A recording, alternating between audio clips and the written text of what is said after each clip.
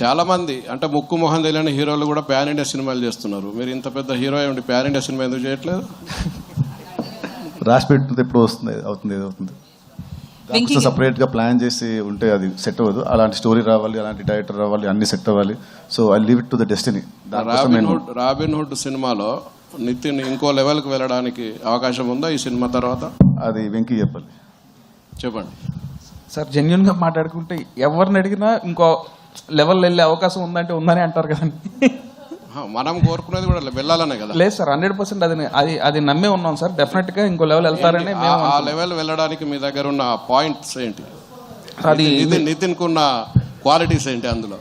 అంటే నేను ఆయన మంచి కమర్షియల్ హీరో, పక్క కమర్షియల్ హీరో అని బిలీవ్ చేస్తానండి. సో ఆ కమర్షియల్ ఎలిమెంట్స్ అన్ని సినిమాలో ఉంటాయి. అండ్ డెఫినెట్గా ఏంటంటే కమర్షియల్ సినిమాల్లో మేజర్ సెట్ బ్యాక్ వచ్చి ప్రెడిక్టబిలిటీ. బట్ ఈ సినిమాలో ప్రెడిక్టబిలిటీ ఉండదండి. Thank you. నితిన్ గారు, సో అంటే విజయాలు అపజయాలతో సంబంధం లేకుండా నితిన్ గారి కెరియర్ ఉంటుంది. సో ఈ మూవీ కంపల్సరీ హిట్ కొట్టాల్సిన అవసరం, ఎందుకంటే భీష్మ తర్వాత రంగ్దే బాగున్నప్పటికీ కూడా అది వేరు. బట్ ఈ సినిమా హిట్ కొట్టాలి. సో ఈ విషయంలో ఎట్లాంటి కేర్ తీసుకున్నారు ఈ మూవీకి? ఈ మూవీకి యాక్చువల్లీ సేమ్ భీష్మ అప్పుడు మేము ఇద్దరం ఎంత కూర్చొని ఎంత కేర్ తీసుకున్నామో ఈ సినిమాకి నాకంటే ఎక్కువ హిట్ కేర్. ఎందుకంటే నాకు లాస్ట్ 10 సినిమాలు అంత ఆడదు కాబట్టి అన్నకి హిట్ ఇవ్వాలి, నాకంటే ఎక్కువ తీసుకుంటే యాక్చువల్లీ కేర్. నేను కేర్ తీసుకున్నాను. But more than me he was most stressed.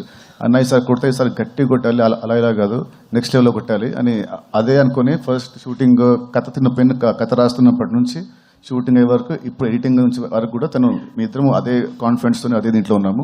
So I hope December 25 definitely చాలా పెద్ద రేంజ్లో హిట్ అవుతుందని మేము ఇద్దరం అనుకుంటున్నాం.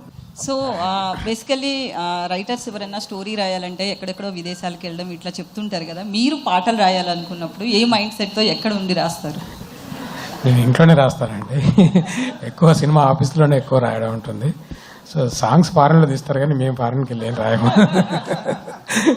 సో డైరెక్టర్తో కూర్చొని రాస్తుంటాం జనరల్లీ. నితిన్ గారు,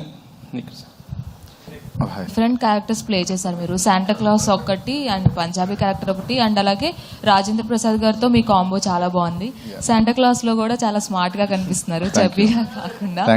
సో ఏ క్యారెక్టర్ కి ఎక్కువ హోంవర్క్ చేశారు, ఏది కష్టం అనిపించింది, అండ్ ఏది చేసినప్పుడు మీరు బాగా ఎంజాయ్ చేశారు?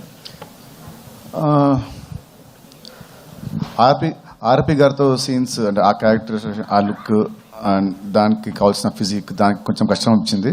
అండ్ సీన్స్ కూడా దాంతోనే ఎక్కువ ఉంటాయి నాకు, కామెడీ సీన్స్ అన్ని. ఆర్పి గారు అంటే అతని టైమింగ్ నేను మ్యాచ్ చేయాలి, అతను నేను అండ్ కిషోర్, సో మా ముగ్గురి టైమింగ్ మ్యాచ్ చేయాలి అక్కడ. సో యాక్టింగ్ పరంగా అక్కడ కొంచెం కష్టం అనిపించింది. అండ్ లుక్ పరంగా కూడా నాకు ఆ లుకే కొంచెం I feel little hard to maintain the entire look for almost 1 year. ఆ బట్టలు అనేది చాలా టైట్ బట్టలు ఇచ్చాడు నాకు, అన్ని బాడీ ఫిట్టెడ్ అమ్మాయికి ఇచ్చినట్టు ఇచ్చాడు నాకు. కాస్త తింటే పొట్టు వచ్చేది. సో తినకుండా అలాగే మెయింటైన్ చేసి ఉంటుంది. సో అది. One last question please. Sir, producer Ravi గారు, యాక్చువల్గా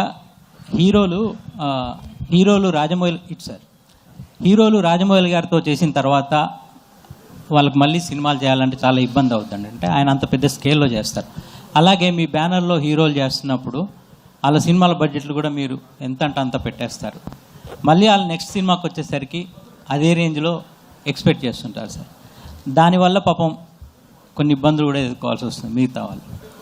అంటే మీరు ఎందుకని అంటే సినిమాని అలా తీసుకెళ్తారు? మొన్న ఈ మధ్య మత్తు వదలరా సినిమా less than 10 crores చేసాం. మత్తు వదలరా 1,80,00,000 చేసాం. అపార్ట్ ఫ్రమ్ పబ్లిసిటీ ఏ సైజుకి ఆ సైజులోనే చేసామండి. చిన్నవి చేసాం.